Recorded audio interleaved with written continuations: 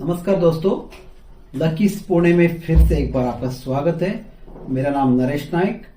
मैं आज आपको आपका गाड़ी का डैशबोर्ड में लगने वाले अलग अलग सिग्नल का मतलब क्या होता है और वो सिग्नल्स लगने से आपको क्या प्रॉब्लम आ सकता है और आप उसे कैसे टाल सकते हो, इसके बारे में कुछ डिटेल में बता देता हूँ। देखिए, ज्यादातर के डैशबोर्ड के अंदर रेड, ऑरेंज और ग्रीन कलर का लाइट्स रहता है। ये जो लाइट्स है ठीक उसी तरह काम करता है जैसा ट्रैफिक का सिग्नल का लाइट है। रेड लाइट लग गया, stop the vehicle. Orange light लग गया, केयरफुली ड्राइव। ग्रीन लाइट लग गया, you can feel free drive. Same वैसा ही कंडीशन में आपका गाड़ी के अंदर डैशबोर्ड में लगा हुआ लाइट का भी मीनिंग रहता है। अगर गाड़ी के अंदर चलते गाड़ी में कोई रेड लाइट लग जाता है, उसमें कुछ ना कुछ बड़ा नुकसान आपका होने वाला है। उसे आप टालने के लिए तुरंत गाड़ी को रुकाना पड़ेगा। अब ये रेड लाइट कौन सा लाइट क्या क्या काम करता है, उससे क्या प्रॉब्लम आ सकता है और उसे आप कैसे सुधार सकते हो, कहां तक आपका सफर आप कंप्लीट कर सकते हैं, इसके बारे में मैं आपको डिटेल में बता देता हूं। हर एक कार मैन्युफैक्चरिंग कंपनी अपने अपने कार का मॉडल और फ्यूचर के अनुसार सिग्नल का लैंप्स अलग अलग दिया हुआ है। ज़्यादा करके सभी गाड़ी में आने वाले लाइट्स का जो चिन्ह है वो सब सेम ही रहता है। किसी में बहुत सारे दिया हुआ है, किसी में कम रहेगा, मगर कुछ लाइट्स ऐसा है वो सारे गाड़ी में कॉमन रहता है, जैसे कि ऑयल का लाइट, बैटरी का लाइट, ब्रेक का लाइट, माल फंक्शन लाइट और इंजन टेम्परेचर का लाइट।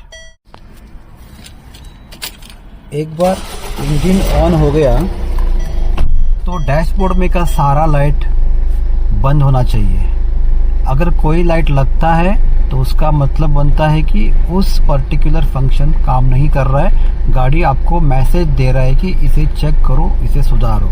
फॉर एग्जांपल यहाँ देखो, अभी फ्यूल का लाइट लग गया। इसके मतलब है आपका गाड़ी रिजर्व में चल रहा है, आपको जल्दी से जल्दी फ्यूल भरना चाहिए। अभी ये लाइट ऑरेंज में है। अगर ऐसा ही अगर लाल लाइट लग जाता है तो आप गाड़ी को ड्राइव नहीं कर सकते हो।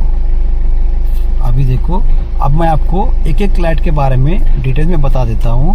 कौन सा लाइट आपके लिए हानिकारक है, कौन सा लाइट लगने से आप गाड़ी को ड्राइव नहीं कर सकते। सबसे पहला आता है ऑयल का लाइट। अगर ड्राइव करते समय आपका गाड़ी का डैशबोर्ड में ये ऑयल का बुदली वाला लाइट लग गया तो समझने का आपका गाड़ी का इंजन को ऑयल नहीं मिल रहा है। अब ऑयल नहीं मिलने के लिए बहुत सारे रीजन हो सकता है, मगर एक बात तो तय है, आप इस कंडीशन में गाड़ी को ड्राइव नहीं कर सकते। आपको तुरंत सेफ जगह देख के गाड़ी को साइड में लगाना होगा। बाद में आप चेक करने का इसमें ऑयल का लाइट क्यों लगा, ये क्यों लग सकता है, इसके बारे में मैं आपको समझा देता हूँ। सबसे पहला, बॉनेट ओपन करो। इंजन के फ्रंट साइड में येलो कलर का डिप स्टिक दिया हुआ रहता है। उस डिप स्टिक को बाहर निकालो। इसके नीचे की तरफ इंजन का ऑयल लग रहा है क्या, देखो। ये देखो, ये बिल्कुल ड्राई है, इसके अंदर बिल्कुल भी ऑयल नहीं है। देखो, मेरा हाथ को नहीं लग रहा है ऑयल। इसके मतलब है आपका इंजन में ऑयल नहीं है। इंजन का ऑयल लेवल मिनिमम आधा इंच तक और मैक्सिमम 1.5 इंच तक रहना चाहिए। अगर मिनिमम से भी नीचे का ऑयल लेवल जाता है, उस वक्त इंजन को पूरी तरह से ऊपर ऑयल नहीं मिलने के कारण इंजन का ऑयल का लाइट लग जाता है। और इस कंडीशन में अगर आप गाड़ी ड्राइव करते हो, आपका इंजन सीज हो सकता है, पूरी तरह से इंजन लॉक हो सकता है। इस वक्त आपका इंजन को ऑयल का जरूरत है। अब जो कंडीशन में, जिस सिचुएशन में आप खड़े हो, वहाँ आपको जो आपने गाड़ी के अंदर इससे पहले यूज़ किया हुआ सेम ग्रेड, सेम कंपनी का ऑयल मिले या नहीं मिले, उससे कोई मतलब नहीं है। आपको 2 लीटर इंजन ऑयल का जरूरत है। अब आप जिस एरिया में है वहां जो भी ग्रेड का ऑयल आपको अवेलेबल होता है वो इंजन ऑयल होना चाहिए, ये बहुत जरूरी है। किसी भी ग्रेड का, किसी भी ब्रांड का ऑयल मिनिमम 2 लीटर ऑयल खरीदो और आपका गाड़ी का इंजन में डाल दो। डालने के बाद गेज को निकाल के दोबारा चेक करो, वो एटलीस्ट मिनिमम लेवल से ऊपर आना चाहिए।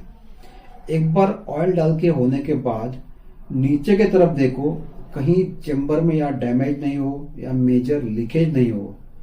अगर लीकेज नहीं रहेगा तो आप गाड़ी को ड्राइव करके नजदीक का किसी भी वर्कशॉप में जाके एक बार चेक करा लो। नहीं तो अगर आपका सफर लंबा नहीं रहेगा तो आपका जो रेगुलर वर्कशॉप जहां भी है वहां जाके गाड़ी को एक बार चेक करा लो। ये देखिए, यहाँ ऑयल कैप दिया हुआ है। इस कैप को खोलने का, इसको खोल के आप यहाँ से इंजन ऑयल को टॉप अप कर सकते हैं। अगर इंजन में ऑयल है फिर भी लाइट लग रहा है, इसका दूसरा रीजन हो सकता है आपका ऑयल फिल्टर ब्लॉक हो। अगर ऑयल फिल्टर ब्लॉक रहेगा तो ऑयल ऊपर इंजन तक पहुंचेगा नहीं है। तीसरा रीजन हो सकता है आपका ऑयल संप नीचे से डैमेज हो गया हो। डैमेज होने से नीचे इंजन का जो अंदर स्टेनर है वो चेंबर को टच हो जाता है। स्टेनर ऑयल को ऊपर सक नहीं कर पाता है। स्टेनर ऊपर सक नहीं करने से पंप काम नहीं करता है। उस रीजन से भी आपका इंजन को ऑयल नहीं मिलता है। ये किसी भी रीजन से अगर इंजन को ऑयल नहीं मिलता है तो आप गाड़ी ड्राइव नहीं कर सकते। इस कंडीशन में अगर आप गाड़ी को ड्राइव करेंगे तो आपका इंजन सीज हो जाएगा। इंजन का हर चीज को ऑयल का बहुत जरूरत है। फॉर एग्जाम्पल उसका कैम शॉफ्ट दो, क्रैंक सेंसर है, क्रैंक पोजीशन सेंसर है, कनेक्टिंग बेरिंग है, मेन बेरिंग है, हेड के ऊपर वॉल्स है, लिफ्टर्स है, हर जगह टर्बो है, हर जगह ऑयल का जरूरत है। अगर इस किसी भी चीज को ऑयल नहीं मिलेगा तो आपका इंजन पूरी तरह से खराब हो सकता है। इस कंडीशन में आप ड्राइव नहीं कर सकते हो। अगर ऑयल लेवल है फिर भी लाइट लग रहा है तो आप बेहतर है किसी टेक्नीशियन का सलाह ले लो या गाड़ी को टो करके वर्कशॉप तक लेके जाओ।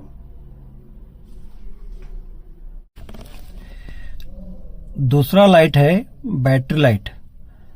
एक बॉक्स के अंदर प्लस माइनस लिखा हुआ एक रेड लाइट आपका गाड़ी में अगर ड्राइव करते वक्त लगता है, उसका मतलब है आपका गाड़ी का अल्टरनेटर चार्जिंग नहीं कर रहा है।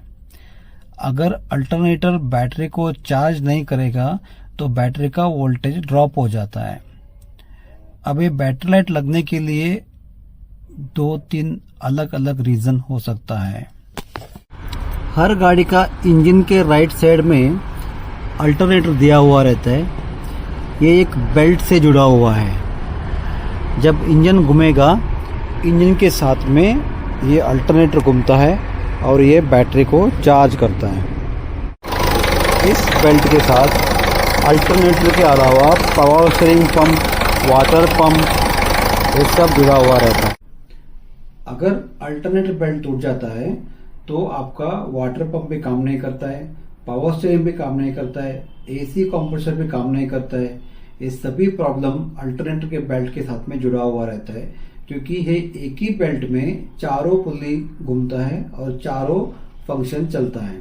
उसके लिए जब भी अल्टरनेटर बेल्ट टूट जाता है तो गाड़ी को कभी भी ड्राइव नहीं करने का सबसे पहला अल्टरनेटर का बेल्ट को आपको चेंज करना पड़ेगा।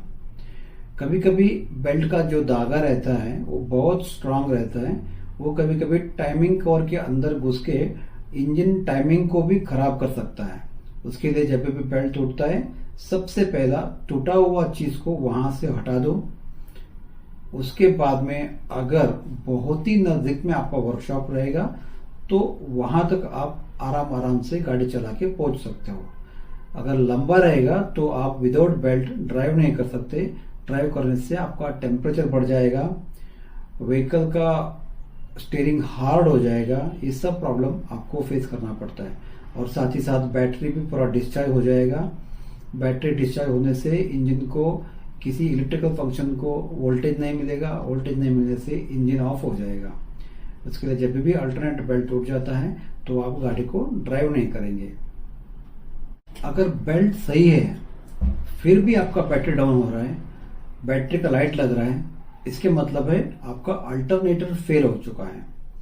अल्टरनेटर के अंदर इलेक्ट्रिकल कंपोनेंट्स रहता है, ब्रश रहता है, रेगुलेटर है, रेक्टिफायर्स है, ये सब पार्ट्स में अगर कुछ खराबी आ जाता है तो भी आपका अल्टरनेटर फेल हो जाता है।